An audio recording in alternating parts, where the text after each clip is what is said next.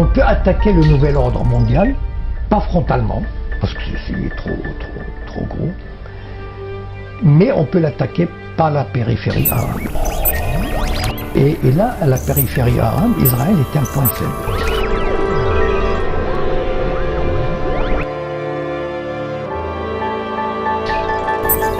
Les sionistes, ils viennent de créer une nation israélienne, c'est bon, d'accord. Si demain, ils n'en ont pas besoin, ils la laisseront tomber, ils refont autre chose ailleurs. Ils ont infiltré le judaïsme, comme ils sont en train d'infiltrer l'islam, parce qu'aujourd'hui, certaines pratiques ou certains groupes religieux musulmans, par exemple, que je qualifierais de wahhabites, vont exactement dans le sens des sionistes.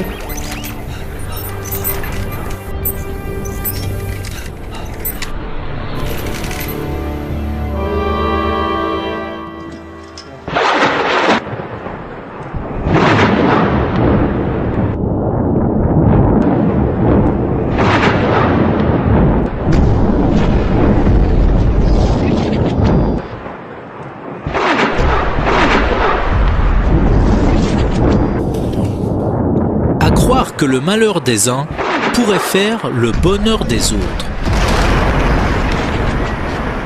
En tout cas, les bombardements sur la bande de Gaza attisent la curiosité. Ces résidents israéliens ont organisé une journée pique-nique, destination 7 collines avec vue plongeante sur les territoires bombardés. Je suis venu voir Gaza, les attaques aériennes, voir nos avions, pour me divertir un peu en ce jour de Shabbat. On voulait être avec nos compatriotes qui vivent près de Gaza.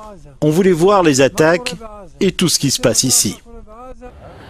I don't write about Jews, the people. I don't write about Judaism. I try to understand what Jewish identity politics is, how Jewish lobbies operate, what is the ideological, the spiritual, and the cultural impetus behind those lobbies, behind those political activity. I do believe that Jewish identity politics is very, very dangerous for world peace, probably the most dangerous political discourse. And I also think that Jewish identity politics is very, very dangerous for Jews themselves. And I would expect Jews to understand it by now, after suffering for so many times. But apparently they don't, and this is part of the problem. Of course, some Jews do understand it.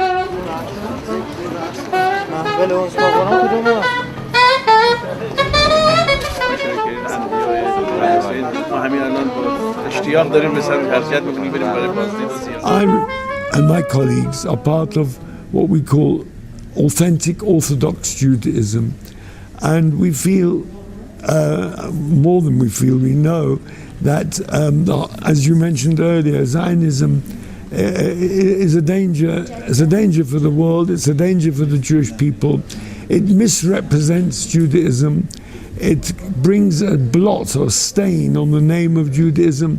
It also causes terrible danger immediately. I mean, look how many thousands of people have died in Palestine. And so our purpose in coming out to any of these events is to stress, to bring home to people the complete difference, the complete incompatibility of Zionism and Judaism. And we would hope that the world will not blame Jews and Judaism for the wrongdoings of the Zionists and Zionism. Jews demonstrate constantly. There's tens and hundreds of thousands of Jews. Whether you go to Palestine, whether you will go to New York, this is in Palestine, or if you go to any very, very religious community, here, this is in Washington, D.C., when when Netanyahu came to visit President Obama by the White House, you see tens and tens of thousands of Jews. This is in Jerusalem. This is in, you can see in Manhattan. This is in Manhattan. So you see that all the religious communities around the world, we have in London, and wherever there's a very religious community, because they know their religion, they will stand in total opposition to Zionism. This is in London. This is the way it is. But unfortunately, in Palestine, the Jews do stand up, but they get brutally beaten. And we can show the pictures of the brutality of the Zionists against the religious Jews, that there's an ongoing phenomenon. Whenever they demonstrate, they stand with guns. The Jews our people are non-militant, we don't have arms, and yet the Zionists come and murder. They beat brutally, they arrest the Jews when they're demonstrating, as you can see these pictures. So this is a happening that is an ongoing thing, and they intimidate. Jews are afraid to speak up because they see that how their brethren are brutally beaten, when they just simply speak up and say, we do not accept the state of Israel, we do not accept what they're doing to the Palestinian people. I mean, in terms of what's going on now, what's your assessment of what Israel is doing in Gaza? I can answer you with 2 words: a war crime. My government is now engaged in a massive war crime, killing hundreds of innocents.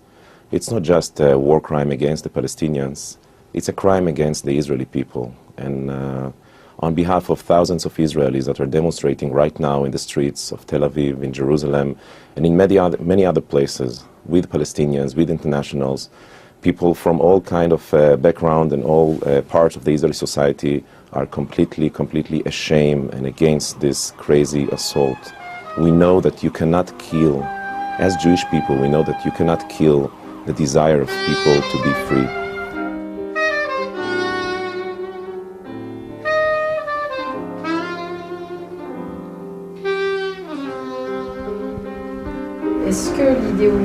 Est-ce que le sionisme est un des enjeux majeurs pour comprendre notre époque, ou est-ce une question secondaire?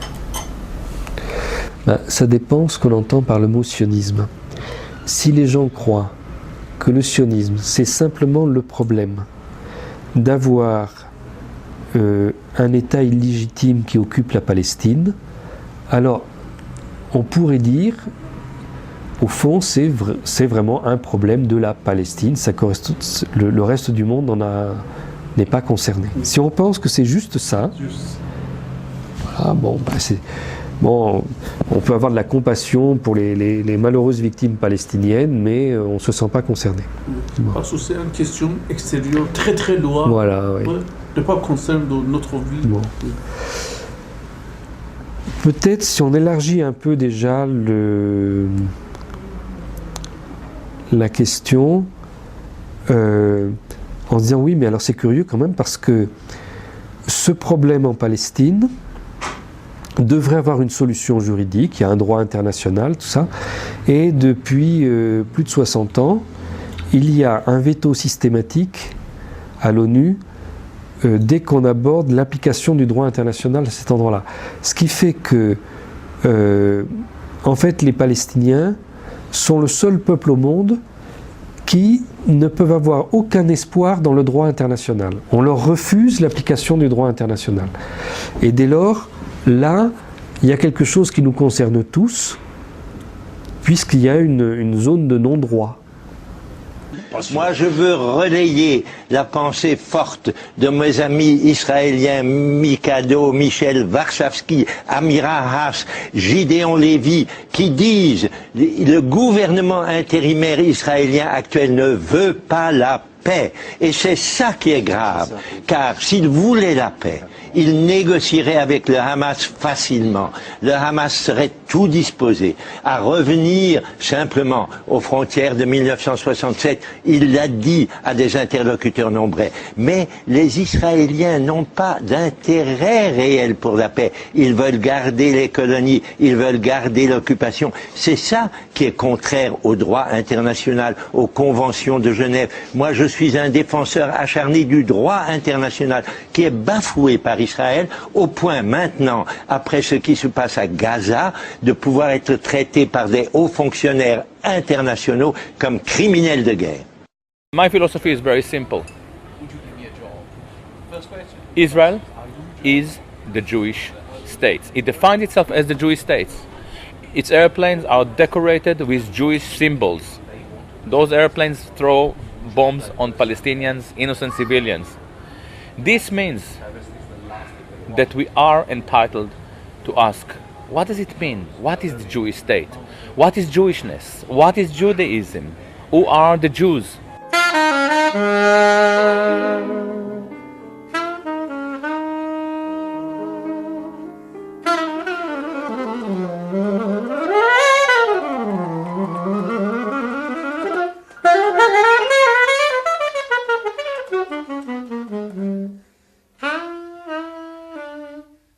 And of course, the Jews that returned, so-called, returned to their homeland were not exactly the same Jews who were expelled from their homeland, right?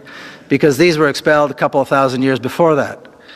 These were not their descendants either, because this has been a very long time. So these are people, the people that actually came back, so to speak, are people that claim some kind of a heritage, some kind of a connection, a relationship to the ancient Hebrews.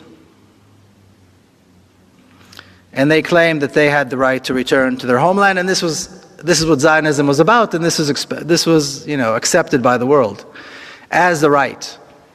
They had the right to return. Now, if we talk about the right of return of one nation, you'd expect that there would be, if we accept it as a principle, then you'd expect that we'd accept it in general, across the board.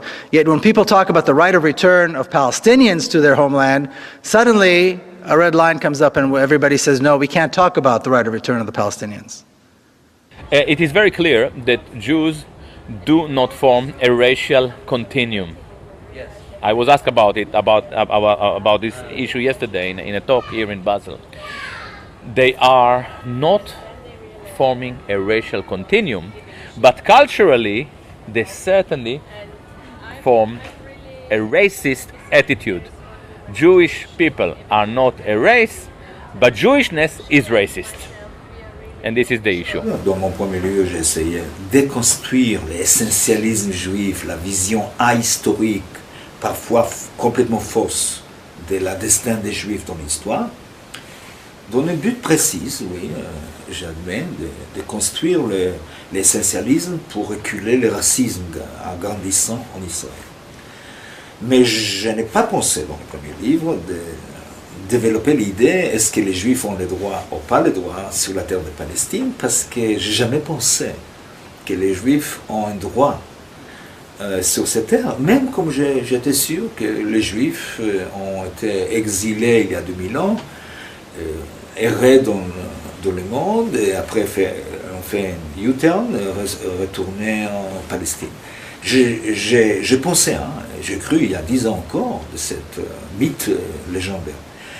Mais je n'ai pas pensé, même en affirmant autrefois qu'il y a un peuple juif et tout ça, je n'ai pas pensé qu'après 2000 ans, quelqu'un a le droit d'une terre qui il est parti, exilé, etc.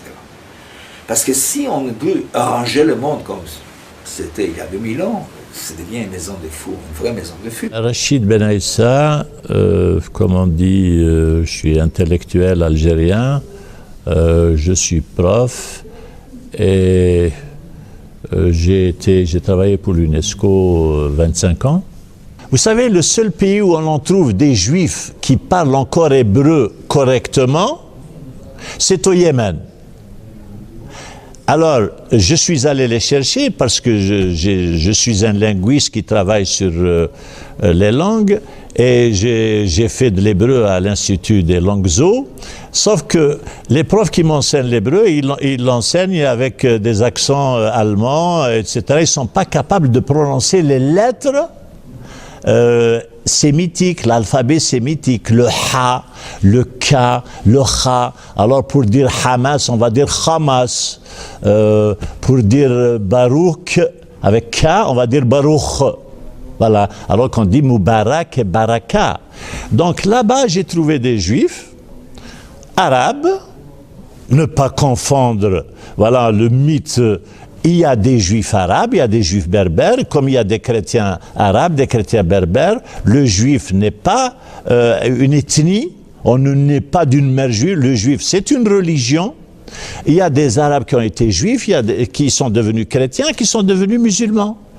Et ces arabes du Yémen, ces arabes juifs du Yémen, Eh bien, je les ai rencontrés et je les ai entendus lire la Bible comme un vrai hébraïsant la lit, et c'était mon plus grand bonheur, surtout que j'ai rencontré des gens qui revenaient d'Israël et qui m'ont dit qu'Israël, il y a tout sauf du judaïsme. To play the groove.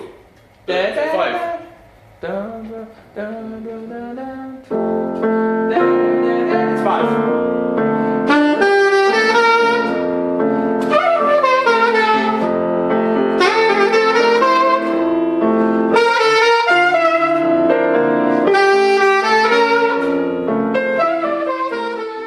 For sure, Jewish people is an invention. Shlomo Zahn would argue as well that French people are an invention. The German people are an invention, and it is not a secret. The Jews were inventing themselves as a nation in the light of other people.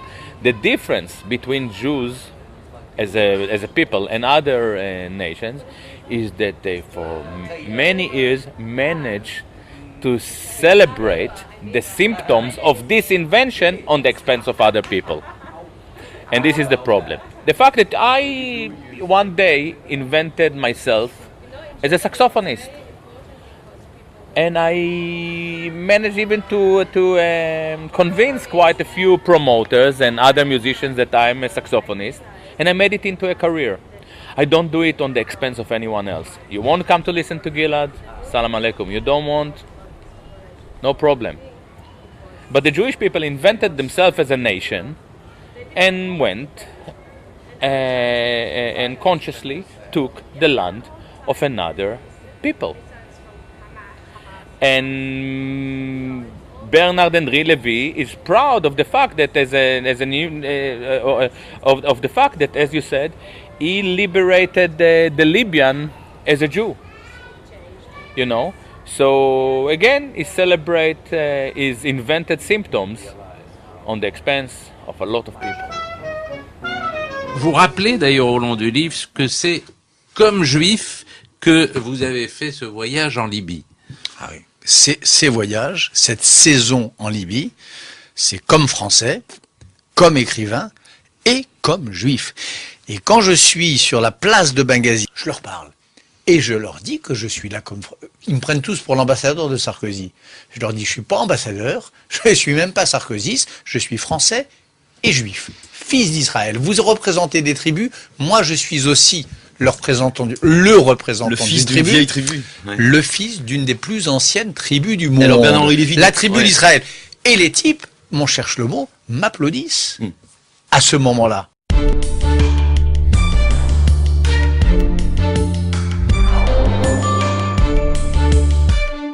Monsieur Lévy, vous avez eu une grande influence politique dans la décision que la France lance une intervention militaire en Libye.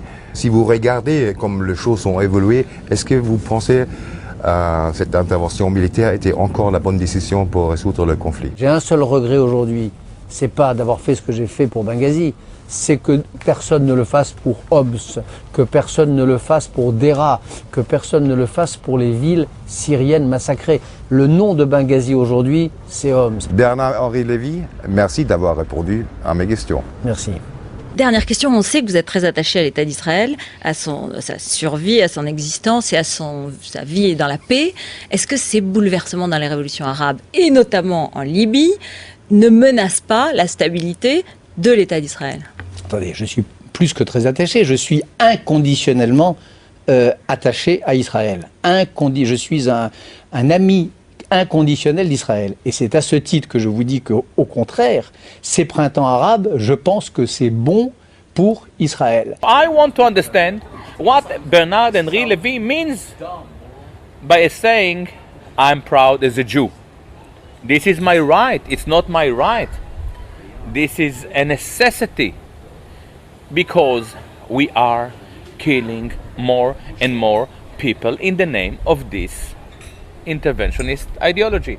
So Olivia Zamor, who I regard as a friend, by the way, thought that this book is not about Palestine, it's about Jewishness, and she is right. But I argue that Jewishness is the real problem, and this problem is much larger, much broader than mere Palestine.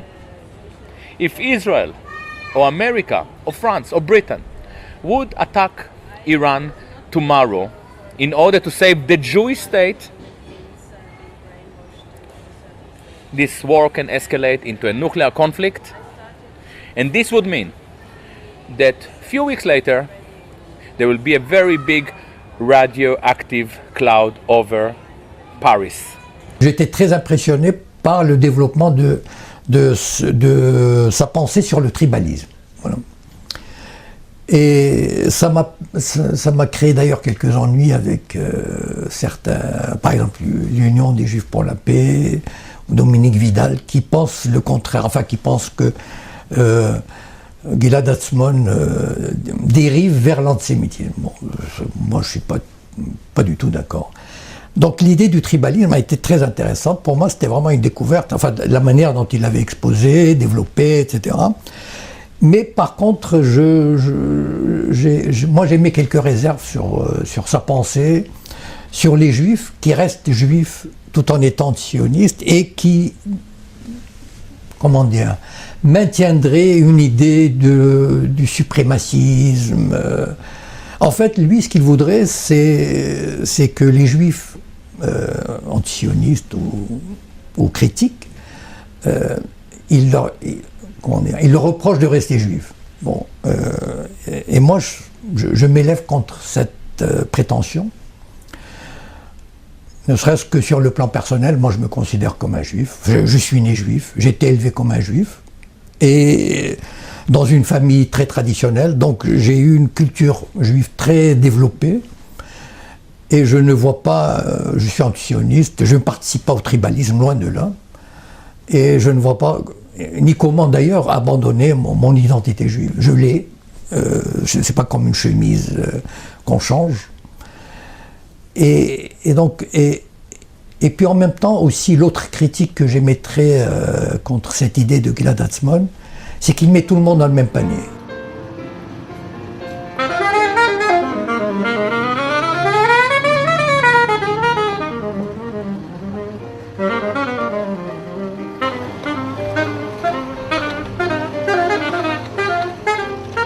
We are aware of the Torah Jews, Neturei Karta, who are Orthodox Jews, who are operating as anti-Zionists, and I don't have any criticism of them. They basically say, we are Orthodox Jews, we follow the Torah, and we do believe that what Israel is doing is against everything we are believing in. I understand it. They said, this is our Torah, and Israeli actions is totally against it. However, left Jews are supposed to be atheists. They are not religious. So when they say, we operate as Jews, or in the name of our Jewish culture, what do they speak about? What is Jewish culture? In Jewish culture, and I looked into it, obviously, there is no any tradition of peace activism.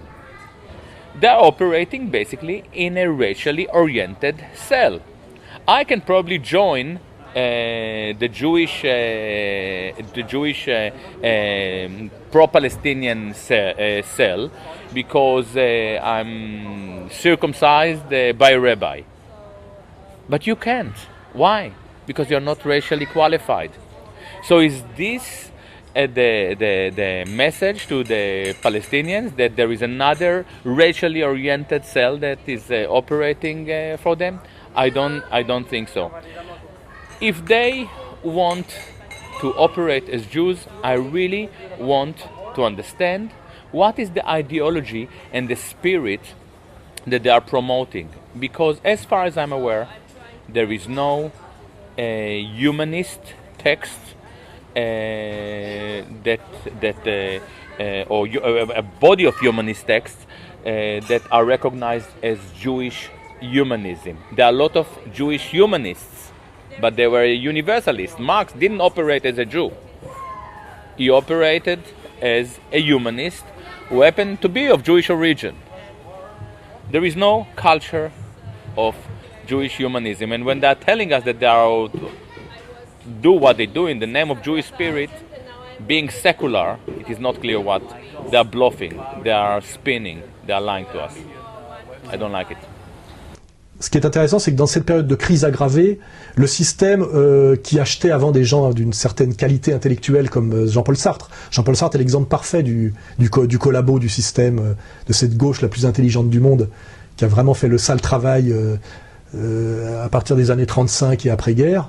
Je pense que sans Jean-Paul Sartre, il n'y aurait pas eu Bernard-Henri Lévy. C'est l'origine de tout ça. Mais on voit bien qu'aujourd'hui, on ne coopte plus des normaliens et des gens qui ont une œuvre, mais le fond du panier humain, quoi. Je veux dire, c'est-à-dire des Philippe Val, des Caroline Forest, ce qui veut dire qu'on est dans une période de crise aggravée, parce que le système qui est tout puissant en termes d'argent n'arrive à recruter comme capot que des gens d'une grande médiocrité intellectuelle, humaine, c'est une évidence, quoi. Caroline Forest, Bernard-Henri Lévy, Philippe Val, plus toute la clique de ce qui est devenu Libé, ce qui est devenu Charlie Hebdo, journal néo-conservateur dont le travail principal est de pousser à la violence contre le petit peuple musulman de France. C'est quand même incroyable comme retournement. Voilà, on en est là aujourd'hui, ce qui veut bien dire que on est dans une période de kairos, c'est-à-dire proche de l'éclatement, où les choses se voient parce qu'elles sont très radicales. Avec, au bout du bout, n'oublions pas, parce que c'est récent, la démission du pape. Ce qui veut bien dire que le trône de Pierre est vacant. C'est un symbole très très fort. Si on parle aujourd'hui de cette domination sioniste sur le monde, qui est une domination judéo-sioniste, c'est que le pape démissionne. C'est-à-dire qu'il ne peut plus faire son travail, il le reconnaît, et finalement il laisse le trône de Pierre vacant. C'est-à-dire qu'on est on donne raison aux CD vacantistes. C'est-à-dire que c'est effectivement ce qu'on appelle la destruction du 4e Empire qui arrive à son terme, c'est-à-dire l'effondrement, la mise à mort de Rome, c'est-à-dire de l'Occident helléno-chrétien et du catholicisme.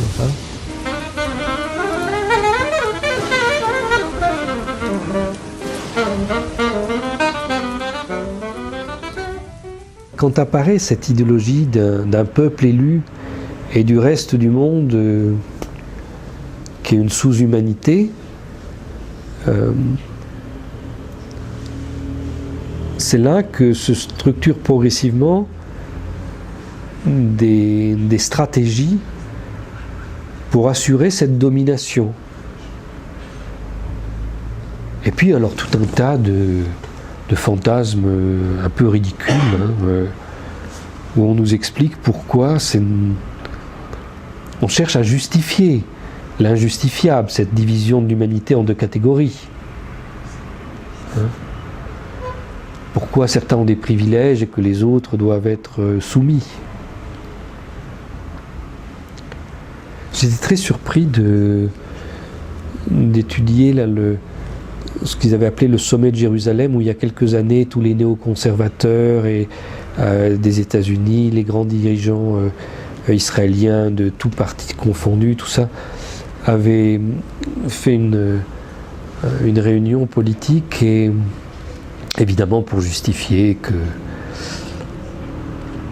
qu'il fallait leur donner de nouveaux moyens militaires et tout ça. Mais des gens très sérieux, des personnalités importantes, pas des imbéciles, avaient développé l'idée qu'il est très important qu'il y ait la paix à Jérusalem, et la paix telle qu'ils l'entendent, c'est-à-dire qu'on ait mis tous les Palestiniens à la porte, qu'on ait récupéré Jérusalem-Est, que Jérusalem devienne la capitale de l'État d'Israël, que celui-ci puisse s'étendre, etc., etc. Donc c'était très important qu'on fasse ça, parce qu'il n'y aura jamais la paix dans le monde s'il n'y a pas la paix à cet endroit-là, tel que nous définissons la paix. Donc c'est une sorte de pensée magique. Si on accède à nos revendications à cet endroit-là, alors il y aura la paix sur le monde. Mais si nous, peuple supérieur, nous ne réalisons pas nos revendications, alors le reste du monde est voué au chaos et à la guerre et à la misère. Avec ce développement de la puissance militaire est venu ce rêve quasiment messianique, parce que les Juifs redécouvrent aujourd'hui, c'est assez étonnant de constater, enfin pour ceux qui suivent l'actualité juive ou israélienne, à quel point le Messie est devenu quelque chose de très important, de très actuel. La plupart des Juifs attendent le Messie, réellement le Messie. Et ce n'est plus le Messie comme... c'est plus exactement le Messie comme dans la Bible, ou comme dans la tradition plutôt, parce que la Bible n'en parle pas, mais dans la tradition orale. Mais c'est une espèce de place centrale d'Israël dans le monde, et d'ailleurs on parle de Jérusalem comme capitale mondiale. Ça fait partie du projet eschatologique, c'est-à-dire de faire de Jérusalem une ville internationale, mais évidemment dominée par Israël, enfin dominée par les Juifs, par le sionisme, mais qui serait reconnue comme telle, c'est-à-dire une espèce de capitale spirituelle. Et beaucoup parlent aussi d'Israël comme une nation qui éclaire le monde, comme une nation à laquelle le monde, les autres pays apportent leur contribution, et comme les rois mages s'inclinent devant cette création divine. Et je vous assure que beaucoup d'Israéliens y pensent et y croient, et même les laïcs.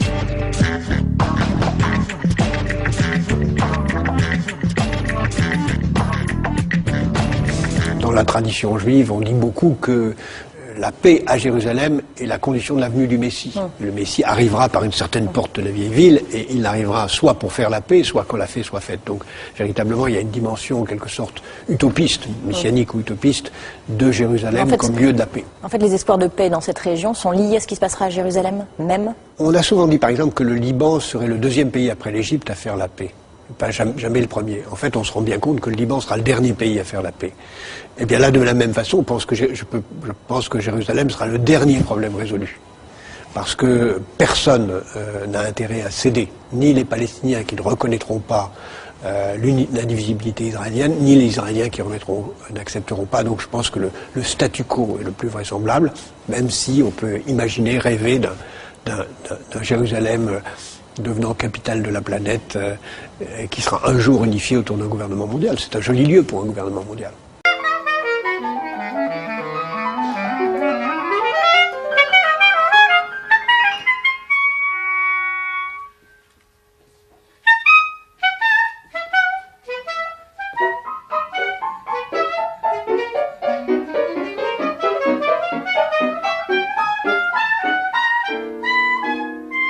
Mais voilà, il faut toujours cimenter ce qui est un projet politique par une manipulation des religions. Et après, il faut rentrer dans la destruction précise des peuples que l'on domine, en les privant de leur culture, en les privant de leurs valeurs, et donc ce qui à la fin les empêche de résister. Le but c'est pas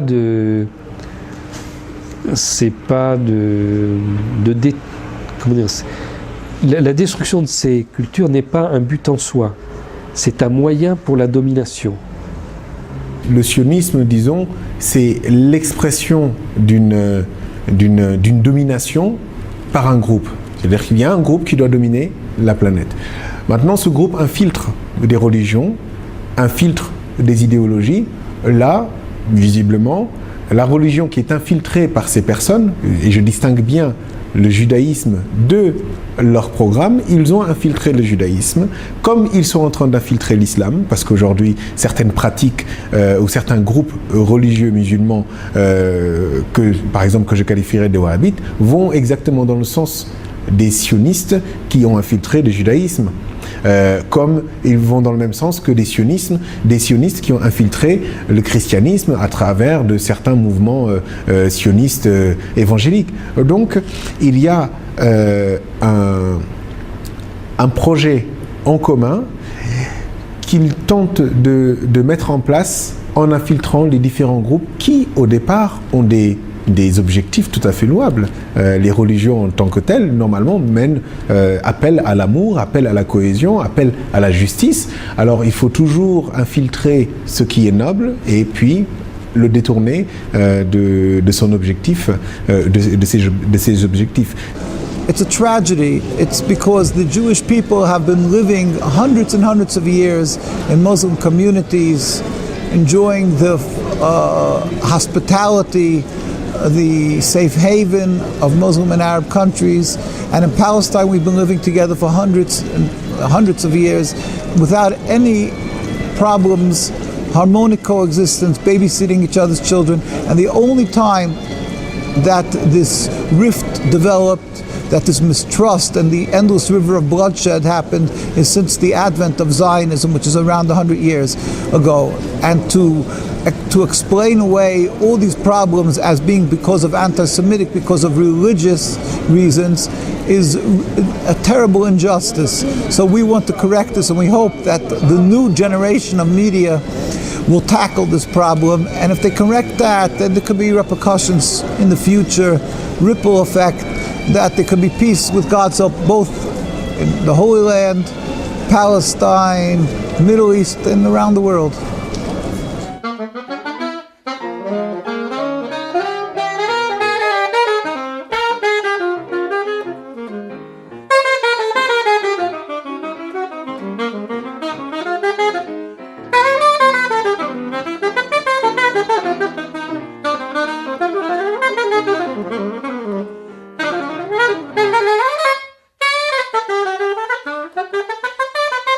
يحيى بركات مخرج سينمائي فلسطيني. حاليا أنا برأس جماعة السينما الفلسطينية، وبنفس الوقت أنا مستشار لهيئة الإذاعة والتلفزيون الفلسطيني. أيضا بدرس بجامعة القدس مواد عملية تصوير وفيلم وثائقي. أيضا يعني بنشوف بأنه في بداية بناء دولة إسرائيل الحركة الصهيونية افتعلت كثير من التفجيرات على سبيل المثال في مصر من أجل أن تدفع الشعب المصري والحكومة المصرية في ذلك الأوان لمهاجمة اليهود الموجودين أو لسجن بعض اليهود أو لاعتقال بعض اليهود من أجل أنهم يدفعوا أيضا اليهود الموجودين في مصر للهجرة لفلسطين. وهذا أيضا تكرر في أكثر من بلد عربي كان موجود فيه يهود، وكانوا اليهود عايشين بشكل كتير مسالم، وكانوا جزء من نسيج المجتمع في مصر أو نسيج المجتمع في ليبيا أو في اليمن أو في العراق. إلا أنهم الحركة الصهيونية افتعلت كثير من التفجيرات والقضايا اللي جعلت من هذه الأنظمة إنها تمارس نوع من أنواع الاضطهاد على اليهود، وهذا ساهم بأنه اليهود يغادروا هذه البلدان باتجاه فلسطين.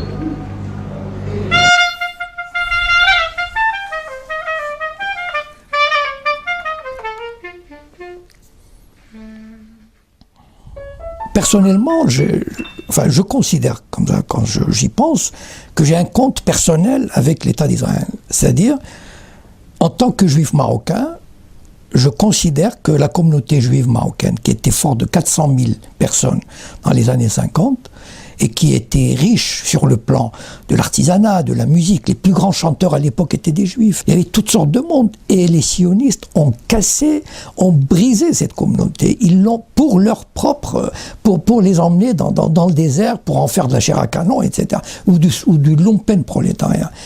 Et quand je pense à ça, et je pense à ma famille qui vit plus ou moins enfin, je veux dire que c'est jamais réellement... Bon, les enfants s'intègrent, c'est obligé. Mais eux, ils sont assis entre deux chaises.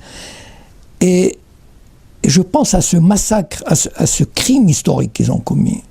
Et ils l'ont fait dans tous les pays arabes.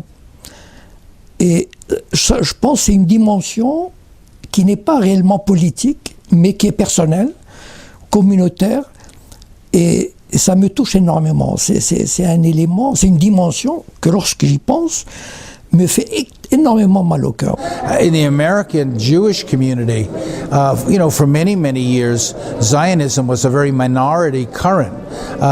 Until after World War II, I would say most Jews were not Zionists. Many Jews were living in Eastern Europe in a culture that went back hundreds of years. They weren't interested in moving to Israel particularly, or being part of Israel. But since the end of World War II, this movement to try to get more American Jews to go to Israel, to see Israel as the homeland of all Jews, to get people to give money to Israel or defend Israel, has been underway, since 60 years now. And it's had a big effect, largely because as information came out about what happened in World War II, as people understood that millions of people were killed, there was a feeling of insecurity and of fear, and that this could happen again. And, Israel positioned itself as a defender of the Jews. Ironically, one of the very first things that Israel did was to destroy the Jewish language. They destroyed Yiddish as the main language of Eastern European Jews. Didn't want it in Israel. They wanted Hebrew. They wanted a more macho society built around the idea of a Sabra, a person who was born in Israel, a kind of a Sparta idea, that Israel would be, this center of defense of Jewish people worldwide, and that all Jews essentially are Zionists. So if you criticize the leadership of Israel as a Jew, you can't be called anti-Semitic, but you can be called self-hating. You're a self-hating Jew if you don't accept the Israeli government. Yeah, I'm not just a self-hater. I'm a proud self-hater, and what this means is that I try to understand what is it in me which I don't like, and to try to transform this knowledge into a general knowledge, so you can understand it, and also Jewish people may be able to grasp what I'm talking about. And by the way, I'm happy to say that I can see now that some Jewish people do understand what I'm talking about. I'm pretty sure that Zionists understand what I'm talking about. To their Judaism only by means of the State of Israel. Of course, the subject should not even be discussed, because it questions whether in fact, like the protagonists of my book, that provokes remarkable hostility.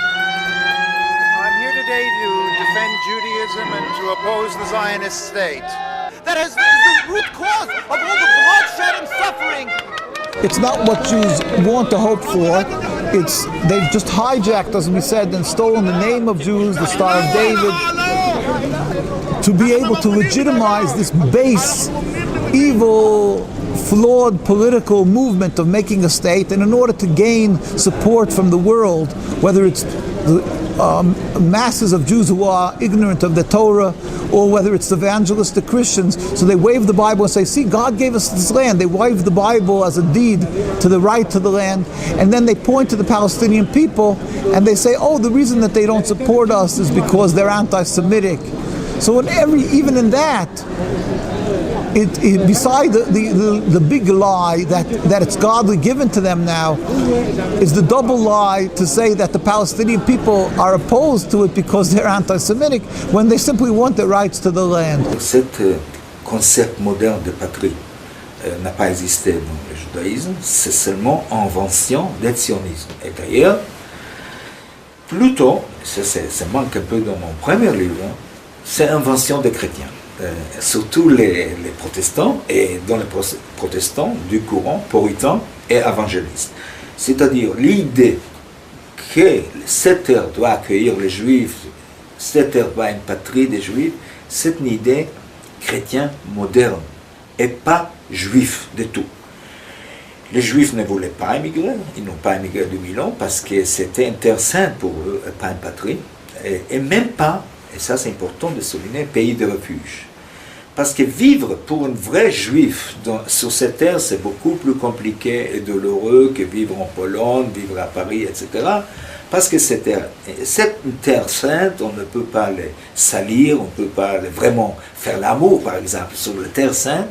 Je vous assure que c'est dû être dans l'imaginaire juif assez compliqué. Le sionisme que nous connaissons aujourd'hui est la résultante d'une construction qui s'est faite sur 3 siècles. Donc, au début, il n'y avait que certains éléments de ce que nous avons maintenant. Progressivement, ils ont ajouté de nouveaux éléments, faire quelque chose de tout à fait cohérent, qui leur donne un certain nombre d'instruments pour ce projet de domination qui existe depuis le départ.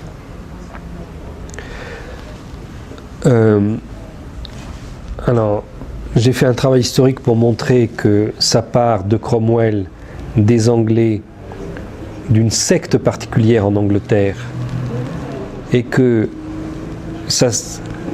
l'idée prévoit tout de suite d'inclure la diaspora juive dans ce projet, mais qu'elle ne s'y inclut que progressivement et sous certaines conditions. بالأساس اللي ربط هاي المجموعة وشكلها هو المال. اللي بيسيطر على المال بيسيطر على العالم، ومن هذا المنطلق هم من بدأوا، وما بدأوش من أيام هرتزل، لا، الحركة الصهيونية بدأت من القرن بالضبط 17، وحتى في إلها جذور أقدم من ذلك، لأنه الحركة الصهيونية إجت نوع من أنواع المكمل للحركة الماسونية اللي بيعتبروها بأنها بدأت من أيام النبي سليمان، اللي هي حركة البنائين بسموها. وكيف بأنه هاي المجموعة كان بيناتهم رابط وكان بيناتهم إشارات تجمعهم من أجل بأنهم يسيطروا على العالم، لأنه اعتبروا أنه مفهوم البنائين اللي هم من عندهم قدرات هندسية، أنه هذا الرابط ممكن يخليهم هم من النخبة. ومن هون يعني الحركة الماسونية امتدت وتوزعت في كل العالم. فالحركة الصهيونية هي امتداد للماسونية، وأساس وجذر مفهومها المال، ومن خلال المال كيف يمكن أن تسيطر على السياسة وعلى الاقتصاد وعلى المجتمع. Ladies and gentlemen, the very word secrecy is repugnant in a free and open society. And we are, as a people, inherently and historically opposed to secret societies, to secret oaths, and to secret proceedings. We decided long ago that the dangers of excessive and unwarranted concealment of pertinent facts far outweighed the dangers which are cited to justify it. Even today, there is little value in opposing the threat of a closed society by imitating its arbitrary restrictions. Even today, there is little value in ensuring the survival of our nation if our traditions do not survive with it. And there is very grave danger that an announced need for increased security will be seized upon by those anxious to expand its meaning to the very limits of official censorship and concealment. Y a-t-il un lien entre le sionisme et la franc-maçonnerie? Je ne crois pas qu'il y ait de lien en soi. Maintenant, la franc-maçonnerie, c'est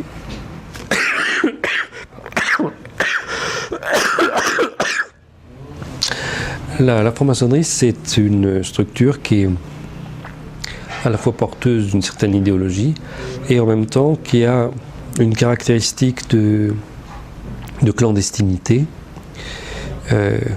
qui rend possible des usages très très différents de cette structure.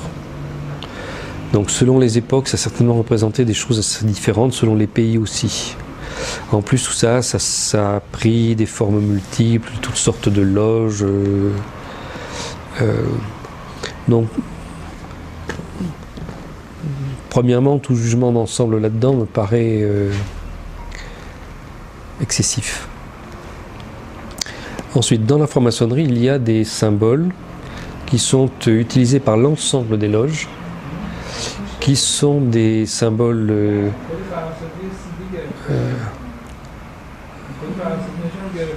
d'origine juive, alors plus ou moins reliés à la Bible, mais pas nécessairement. Et il y a évidemment quelque chose de très troublant dans l'usage du mythe de Hiram, l'architecte du temple de Salomon, et le fait que les francs-maçons se proclament ceux qui sont en train de reconstruire le temple de Salomon. Bon, peut-être que ça a des sens très différents pour les gens, hein. Il y a des gens, c'est peut-être quelque chose purement symbolique, on va reconstruire le lieu de l'adoration et de la connaissance. Mais il est assez évident que au XXIe siècle, et quand on sait tout ce qui s'est placé sur l'esplanade des mosquées, tout ce qui tourne autour de cette idée de la reconstruction matérielle du temple de Salomon, l'usage de ces symboles est quelque peu problématique.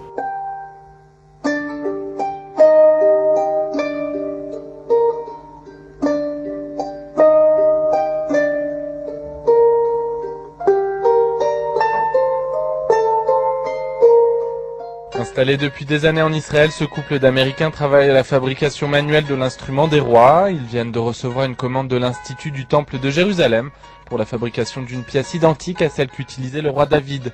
Cette commande appartient à un projet d'envergure mis sur pied par l'Institut qui collecte tous les éléments qui appartenaient au temple en vue de sa reconstruction. Le troisième temple, qui sera un lieu de prière pour toutes les nations, sera élevé très bientôt et nous préparons ici les éléments dans leur dimension originale, leurs matériaux originaux, comme ils sont décrits dans le livre. Many remain skeptical over the funds invested in the future reconstruction of the temple and if it will bring true peace. Well, you know, a lot of people will try anything for peace, and John Lennon said, all we're saying is give peace a chance. And so why not try the one thing that God himself promised? You know, we're called a kingdom of priests and a holy people, the chosen people. Now, not everyone is comfortable with that appellation. I woke up one morning and there it was. I didn't fill out a form. It doesn't mean that we're the best pediatricians and Wall Street brokers and film producers. We happen to be that also, but that might be a coincidence. But what it really means is that God has chosen the Jewish people to be the vehicle throughout the saga of human history wherein he proclaims to the whole world that he exists. And you know what? When you look at a Jew in the world today, there's no other explanation for the fact that we're here except that there's a God in the world.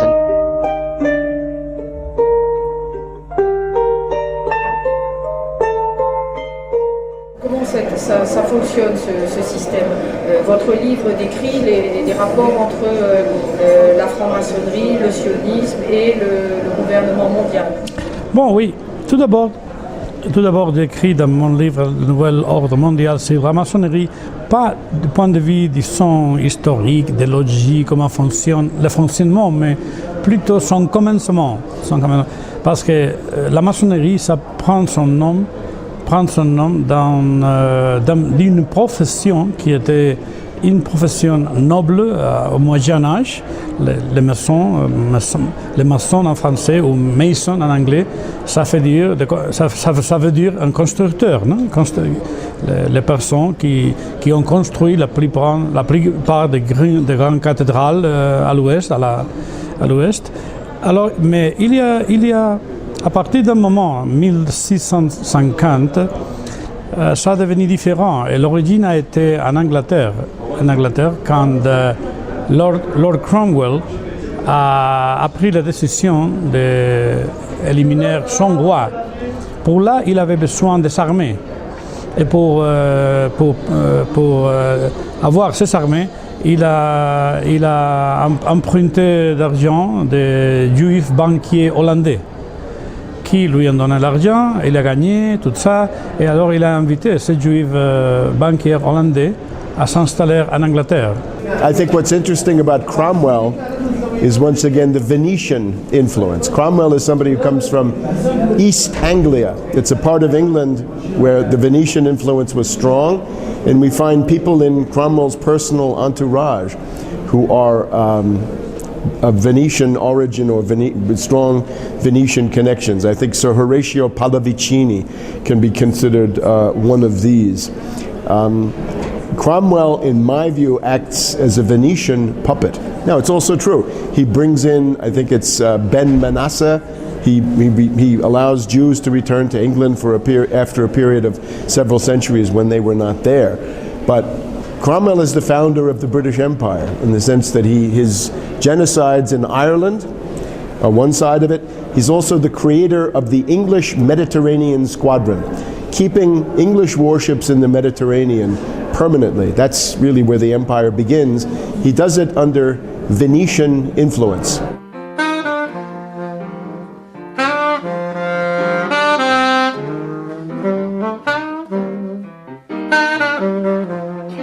Il se trouve que dans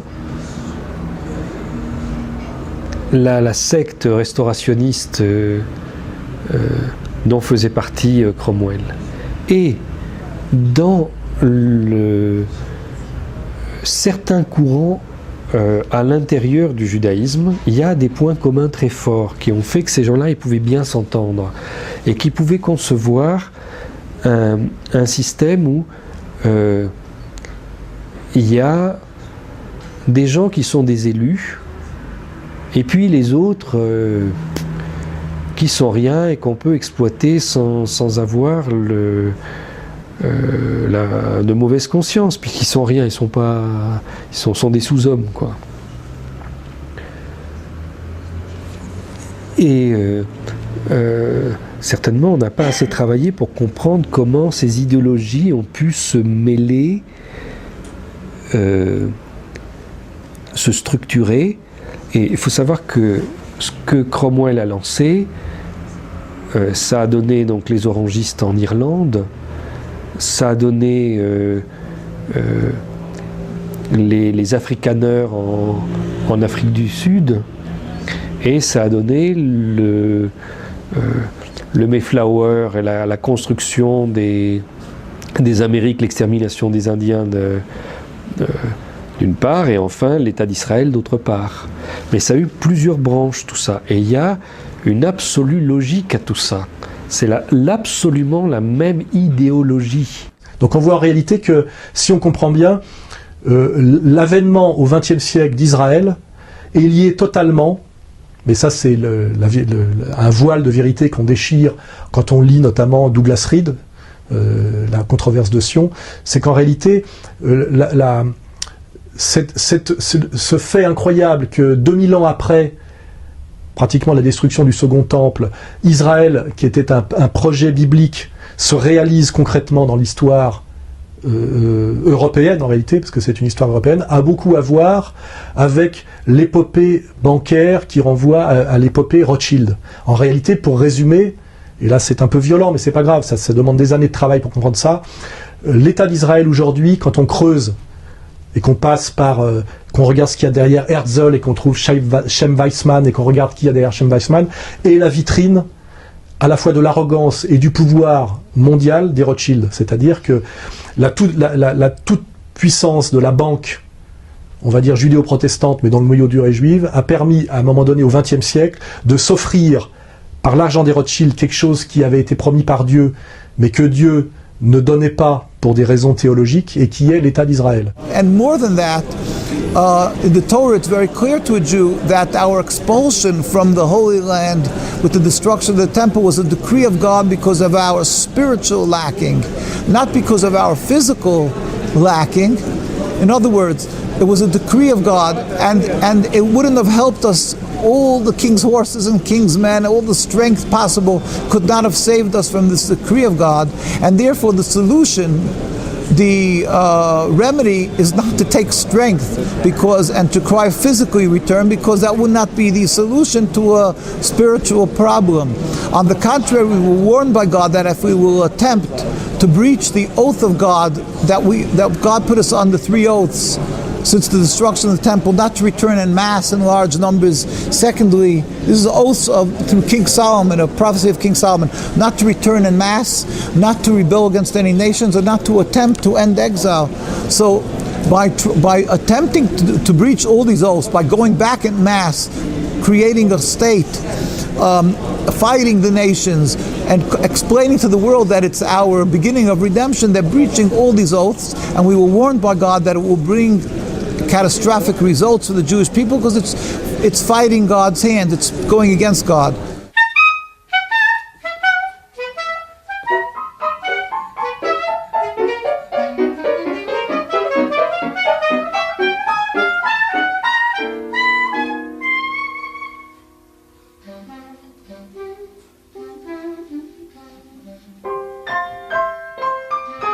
Quel est le mode opératoire du sionisme tel que tu l'as redéfini, c'est-à-dire pas seulement une idéologie nationaliste, mais une idéologie de domination. Quel est son mode opératoire? C'est pas du tout une idéologie nationaliste. C'est une illusion, ça. Les sionistes, ils viennent de créer une nation israélienne, tout ça, bon, d'accord.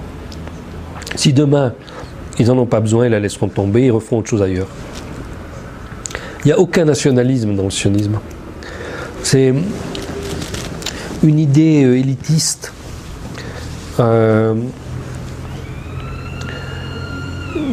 qui n'a aucun égard pour les nations, aucun.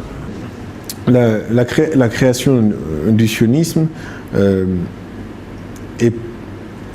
le sionisme en tant que tel n'est pas forcément lié à l'État d'Israël. Ce nom sioniste, effectivement, est lié à l'État d'Israël, mais l'idéologie et la domination que ça représente est beaucoup plus ancienne. Aujourd'hui, son expression est le sionisme. Et la domination a toujours besoin d'un territoire, à partir duquel un territoire, disons, qui est un peu hors la loi. Un peu hors la loi, un peu hors de la logique de cohésion qu'il peut y avoir entre les hommes. La domination a besoin d'un îlot à partir duquel il va pouvoir gérer et pouvoir toujours se replier et espérer se replier en cas de problème. Israël a été créé en ce sens-là, sauf que cette fois-ci, on a réussi à joindre une idéologie de domination avec une religion, en exploitant et en infiltrant une religion, parce que les premiers endroits auxquels avaient pensé les sionistes étaient par exemple l'Ouganda. Et l'Ouganda ne répond pas forcément à une logique religieuse de rétablissement du peuple d'Israël sur sa terre, sa première terre. Non. Sauf qu'après la Seconde Guerre mondiale, même avant, parce que la déclaration Balfour et même bien avant, on avait déjà cette idée d'utiliser cette motivation religieuse pour amener les Juifs à adhérer à ce projet. L'idée principale, c'est que les Britanniques voulaient dominer le monde et savaient qu'ils ne pouvaient pas y arriver tout seuls. Ils avaient besoin de têtes de pont. Ces têtes de pont allaient leur être données par la diaspora juive. Ils avaient aussi besoin d'une sorte d'île des pirates, un endroit où il n'y aurait pas de loi, mais qui serait un État et qui permettrait donc de faire un certain nombre de mauvais coups sans que l'Angleterre soit responsable. Donc au lieu de l'île dans les Caraïbes, là, c'est ce qui va devenir l'État d'Israël. C'est un endroit où il n'y a pas de loi, on fait ce qu'on veut, et on a une réserve militaire et un système financier qui permettent de faire d'étendre cette puissance britannique.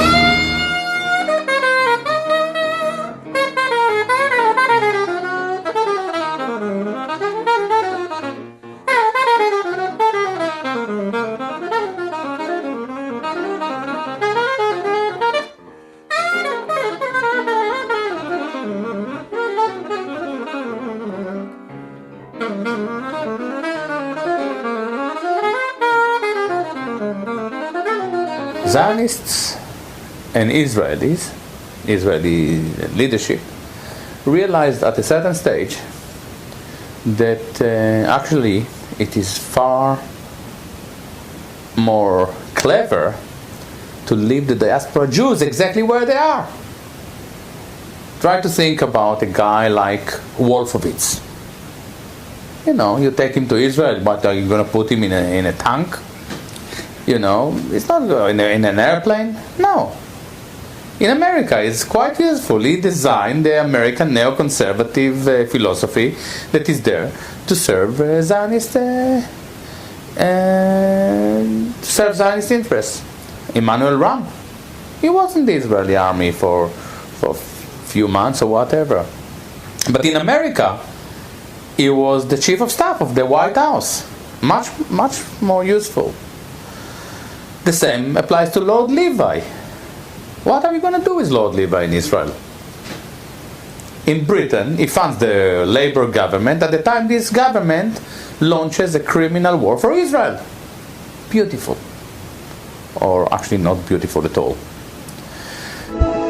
What happened at 9/11 is we didn't have a strategy, we didn't have bipartisan agreement, we didn't have American understanding of it, and we had instead a policy coup in this country. A coup. A policy coup. Some hard-nosed people took over the direction of American policy, and they never bothered to inform the rest of us. I went through the Pentagon 10 days after 9/11. I couldn't stay away from Mother Army. I went downstairs, I was leaving the Pentagon, and an officer from the Joint Staff called me into his office and said, I want you to know, he said, sir, we're going to attack Iraq. And I said, why? He said, we don't know. He said, I said, well, did they tie Saddam to 9/11? He said, no. And then I came back to the Pentagon about 6 weeks later. I saw the same officer. I said, why haven't we attacked Iraq? We still going to attack Iraq? He said, oh, sir. He says, it's worse than that. He said,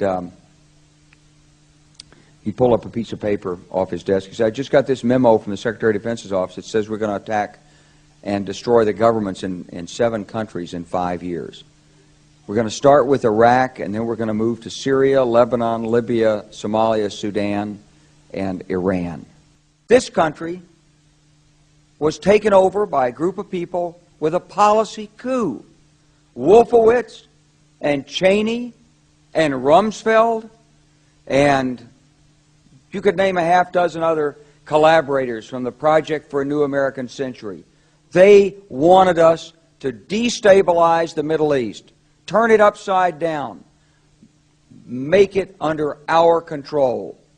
Alors, les Sayanim, j'ai consacré un livre aux Sayanim, Le Printemps des Sayanim, qui sont ces dizaines de milliers de juifs sionistes répartis dans toutes les sociétés occidentales, partout dans le monde, dans tous les secteurs d'activité, dans les médias, dans l'économie, dans la politique, à très haut niveau, à tous les niveaux, à très bon niveau, et surtout dans les médias aussi, à Hollywood. À Hollywood, ils sont plusieurs milliers.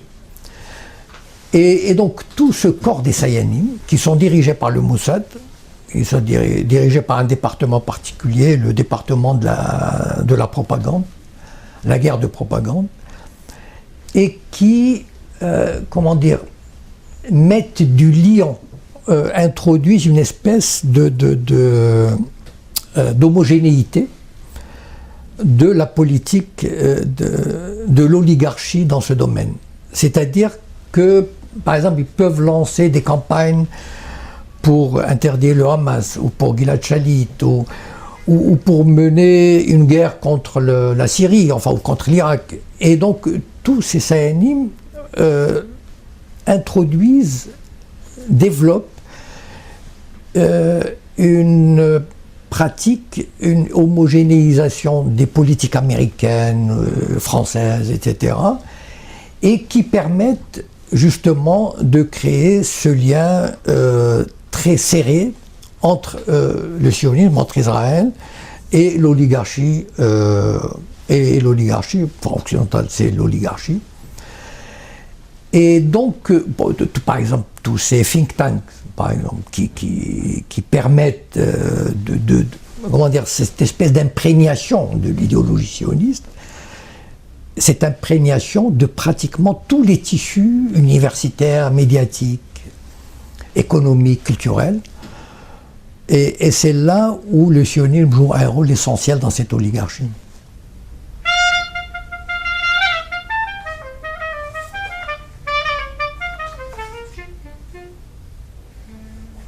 اون لابی صهیونیستی هستش که تونسته در کشورهای قدرتمند غربی مسلط بشه و نذاره مدیران سیاسی و رؤسای جمهور و مجالس اون کشورها مستقل عمل کنن که خب یکیش در خود جریان آیپک هست در کاخ سفید و نظام حاکم بر آمریکا. شاید یک لابی قوی‌تر دیگه در خود فرانسه باشه که تونسته به هر حال کاری میکنه که فارغ از اینکه اصلا رئیس جمهور چه کسی هست اون رئیس جمهور موظف میشه و خود دولت فرانسه موظف میشه عملا با جریانات صهیونیستی هماهنگ بشه.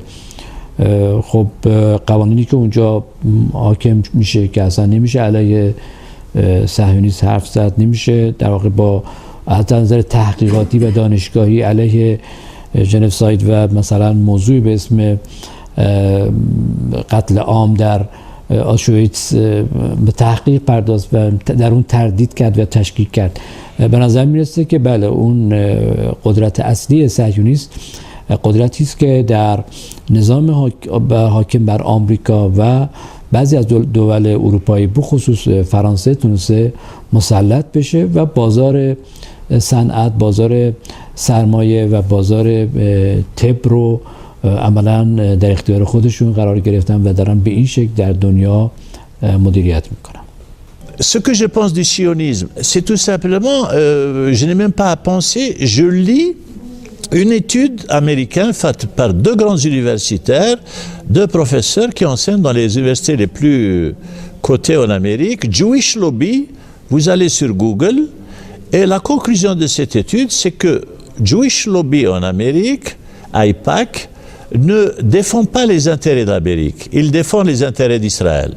Donc à partir de là, c'est pas moi qui le dis, ce sont des universitaires américains, ils sont pas musulmans, c'est des sociologues qui produisent un document. On peut pas faire de la science politique sans étudier les lobbies. En France, on dirait les groupes de pression, on n'ose pas dire lobby. J'ai utilisé une fois lobby, on m'a dit que tu es un antisémite. Et donc, en Amérique, il y a au moins cet avantage du First Amendment, c'est qu'on peut parler du Jewish Lobby. Chaque jour, ça figure dans New York Times, Washington Post. C'est c'est quelque chose d'identifié. Voilà, reconnu. Évidemment, c'est la place par laquelle doivent passer tous les candidats à la présidence. Ils doivent passer par là pour recevoir la bénédiction avant d'aller au Yad Vashem, pour d'ailleurs comme se faire couronner. C'est pour ça que même le président français va aller là-bas. Hein. J'ai lu ça tout récemment parce que, autrement dit, il n'y a pas à interpréter. Il faut juste voir. Pourquoi faut-il aller à Tel Aviv pour devenir président des États-Unis ou président de la France? C'est une question très simple. C'est que ils ont des moyens de vous faire élire, des moyens financiers, des moyens médiatiques.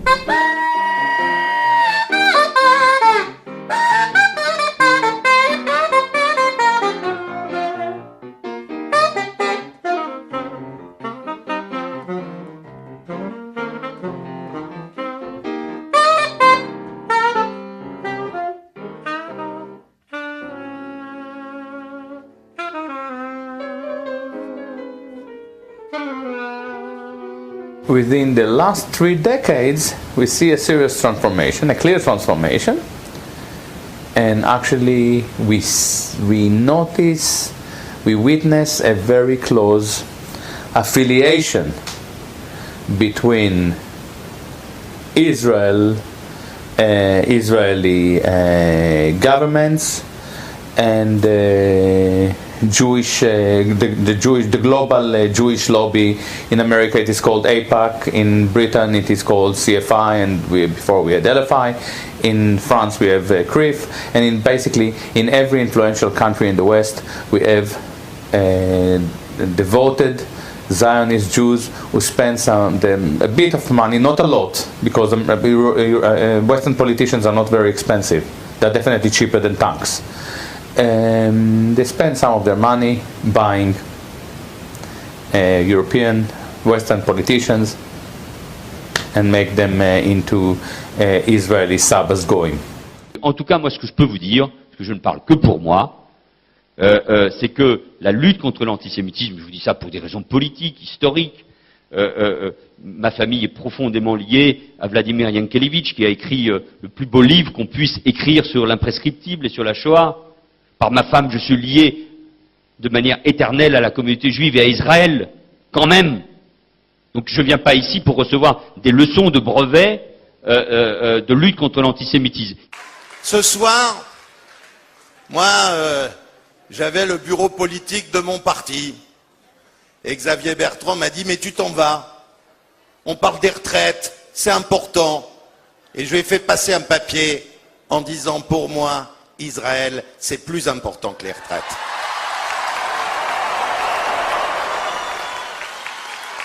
Tous les hommes politiques, à un moment donné, qui ont été antisionistes, quand ils ont continué à monter dans la hiérarchie politique, sous contrôle, on va dire, impérial, ont été obligés de se rallier au sionisme. Vous pouvez le vérifier de tous les hommes politiques, y compris José Bové, vous voyez ?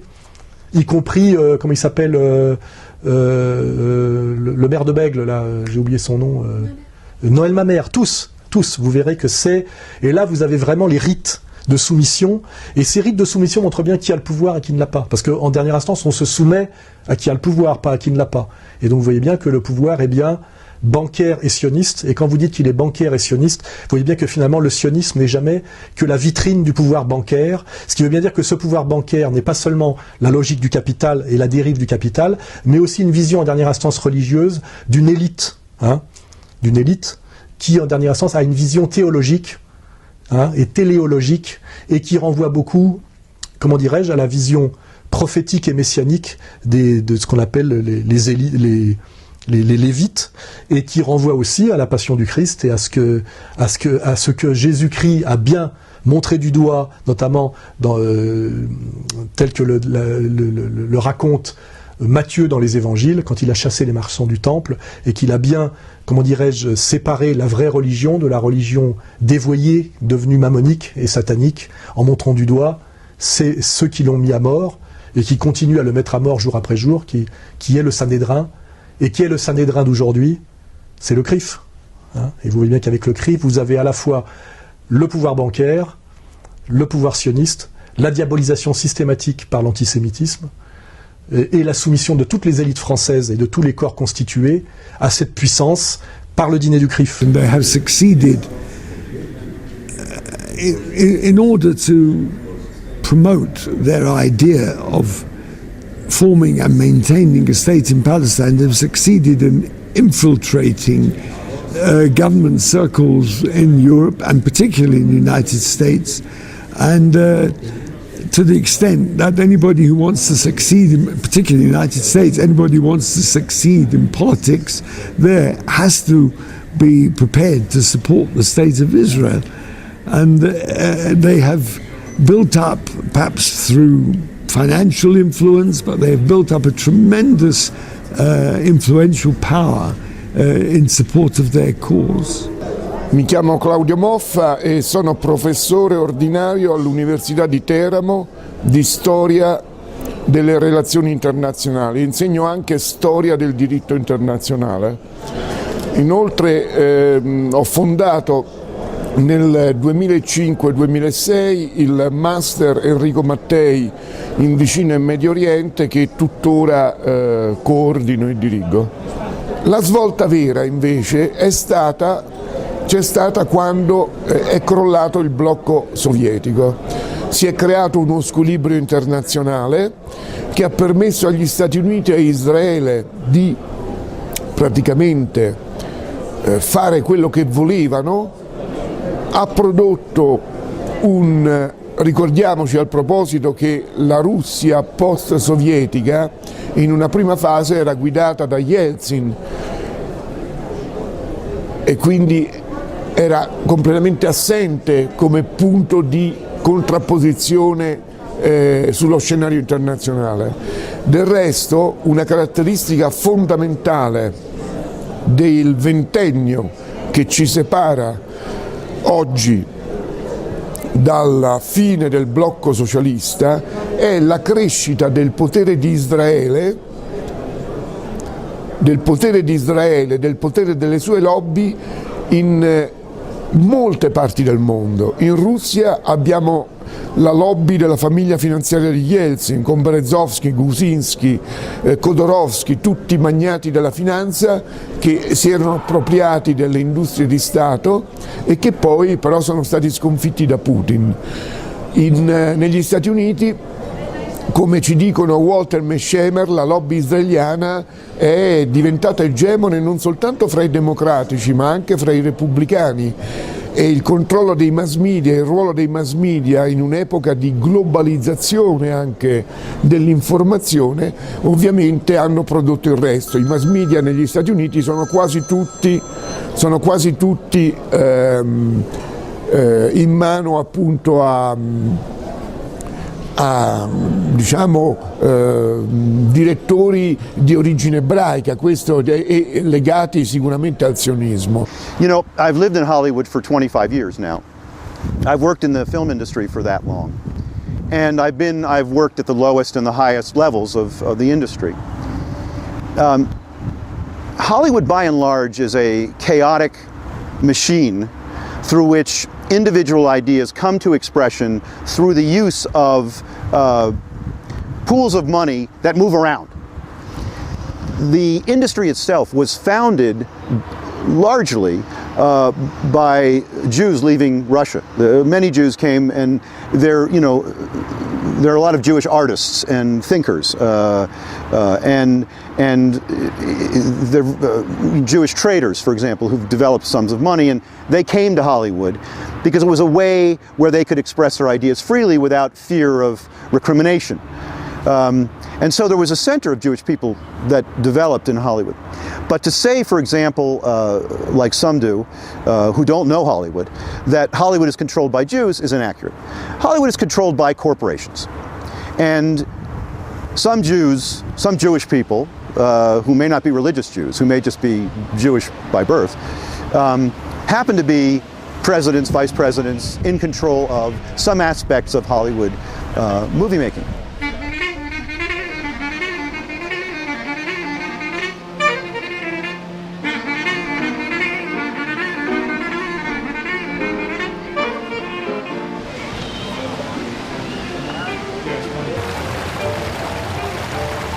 Il y a eu, il y a quelques années, la publication de 2 livres sur The Pentagon New Map.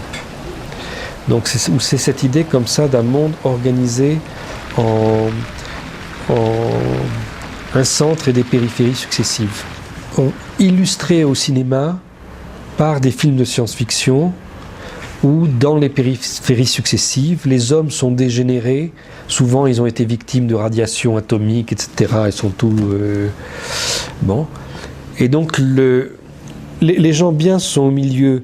Et pour aller se nourrir, ils ont besoin d'aller chercher des matières premières dans cette périphérie. Ils vont devoir affronter ces hommes dégénérés.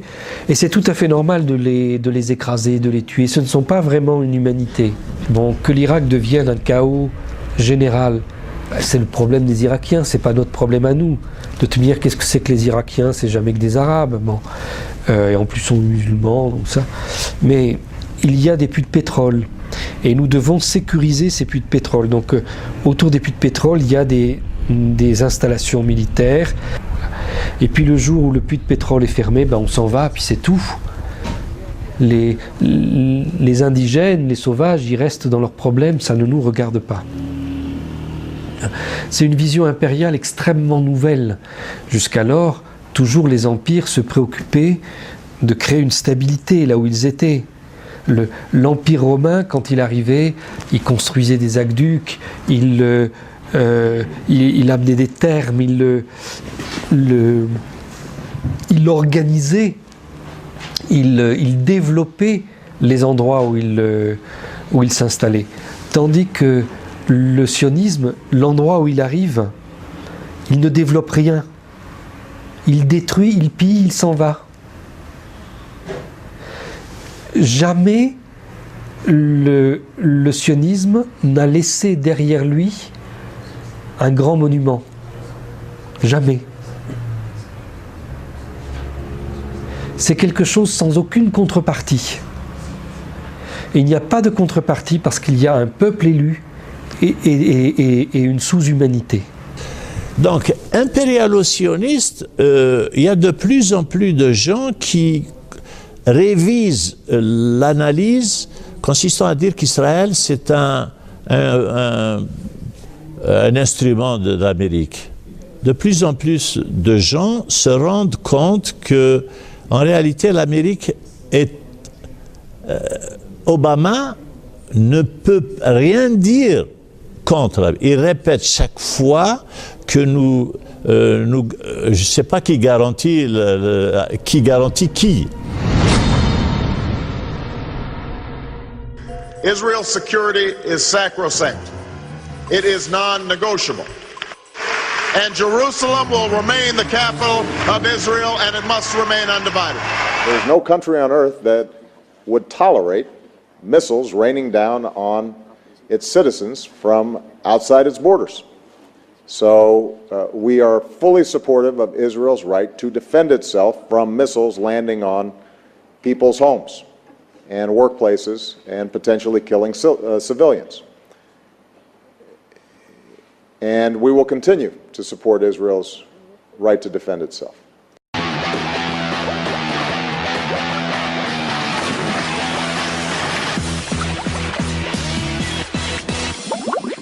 Let's talk about what the word terrorism really means. The definition is the systematic use of terror, often violent, especially as a means of coercion. So by that definition, is Israel not responsible for terrorizing Palestinians with house demolitions, unwarranted arrests, torture, checkpoints, psychological warfare, and detention? We continue to emphasize that America does not accept the legitimacy of continued Israeli settlements. The goal is clear: two states living side by side in peace and security. A Jewish state of Israel with true security for all Israelis, and a viable, independent Palestinian state with contiguous territory that ends the occupation that began in 1967. So there should not be a shred of doubt by now. The chips are down. I have Israel's back. Aujourd'hui, on monte en pointe le lobby comme l'IPAC, etc. Mais si réellement l'intérêt américain, petit à petit, va dériver, ils trouveront toujours le moyen pas de se débarrasser d'Israël, pas encore, mais disons de lui tordre le bras et de le ramener à la raison. Et c'est là où ça va coincer, parce que c'est un pays qui a été habitué à vivre dangereusement et seul, comme il l'entendait jusqu'à présent. Et si on l'obligeait à se soumettre à, par exemple, à des résolutions internationales, à des solutions, là on risque d'avoir du grabuge. Et on ne récoltera, qui sème le vent récolte la tempête, c'est-à-dire on ne récoltera que le fruit de ce qu'on a semé. On a laissé ce pays faire ce qu'il veut, dans l'intérêt de l'Occident d'ailleurs. Mais à un moment donné, il va devenir gênant. Voilà. Their personal distrust of Barack Obama as an ally of Israel is a disgrace.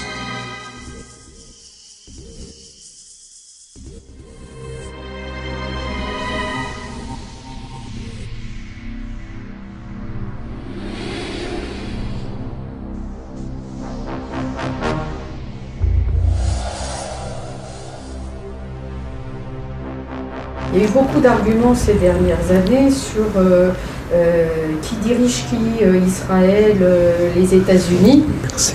D'Israël ou des États-Unis. Que penses-tu de cette querelle universitaire? C'est un très faux problème. C'est complètement faux. Parce que simplement, la Grande-Bretagne, les États-Unis et Israël ne sont pas trois choses distinctes. Il y a tellement de choses communes à tout ça, ils se sont construits les uns avec les autres. Pour répondre à la question qui dirige des trois, il faudrait qu'on puisse séparer les trois. Mais la vraie question, elle n'est pas là. Elle est que le sionisme, c'est un élément commun aux trois, mais ça n'est qu'un élément à l'intérieur des trois. C'est-à-dire que, en même temps, partout, il y a des éléments qui ne sont pas sionistes. Donc, le problème, c'est pas de savoir si le centre est à la City, à Wall Street ou à Tel Aviv, qui gouverne Détroit. Le problème, c'est de savoir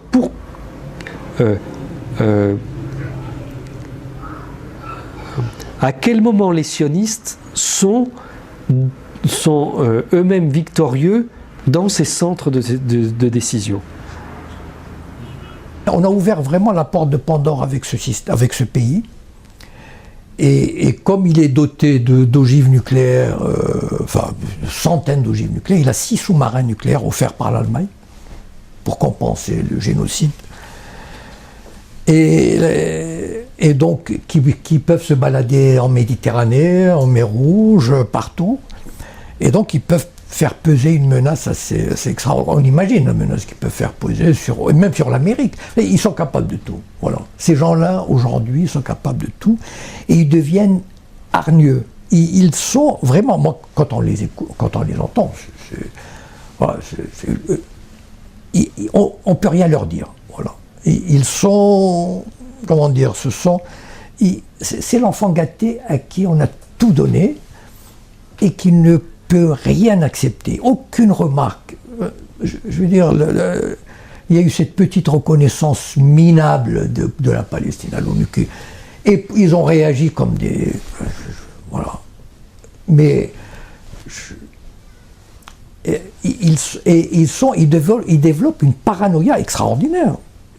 Et c'est vraiment le sentiment de forteresse. Et tout le monde est contre nous, tout le monde est antisémite.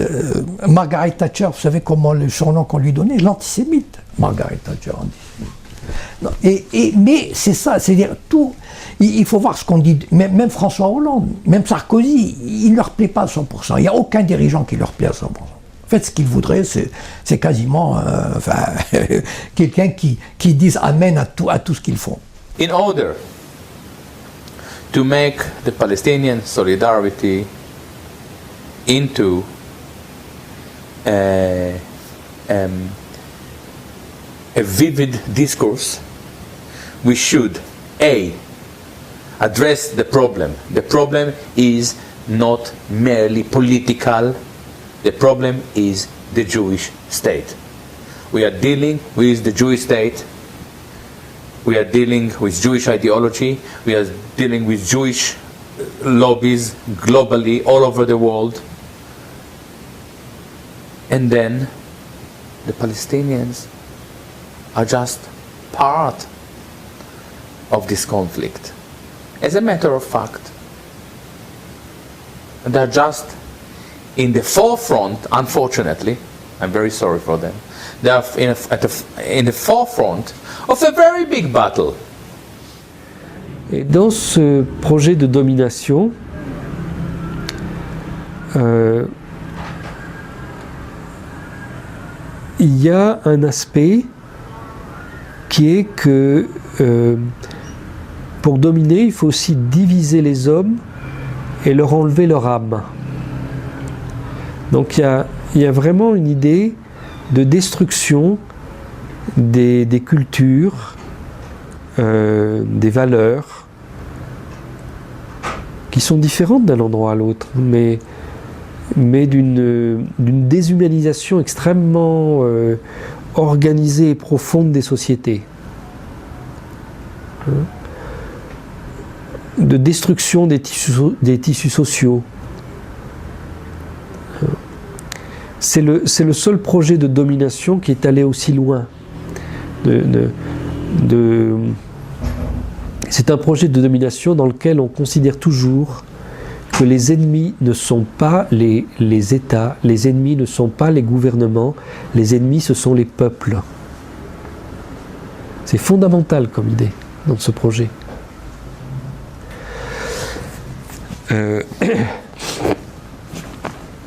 Et ça a été écrit, ça a été théorisé tout ça. On en a fait des théories de tout ça.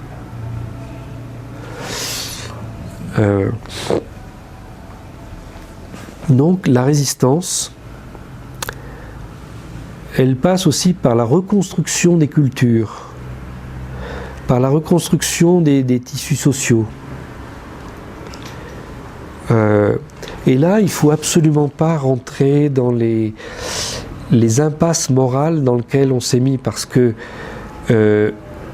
en Europe, on a une vision morale de tout ça, de bien et de mal, de la faute à un tel, de la faute à machin. Le problème n'est pas de savoir qui a commis une erreur. Le problème n'est pas de savoir si c'est la faute des uns ou la faute des autres.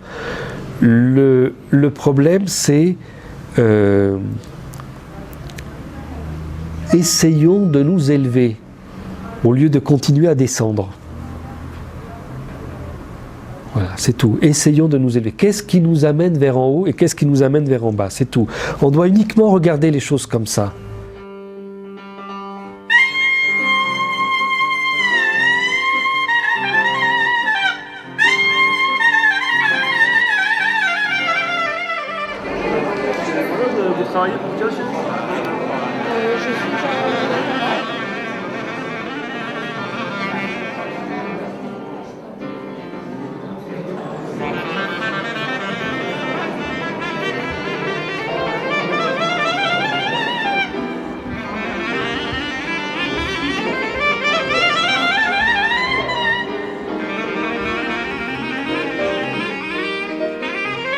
The movement also communicated through its own media. It didn't mistake it.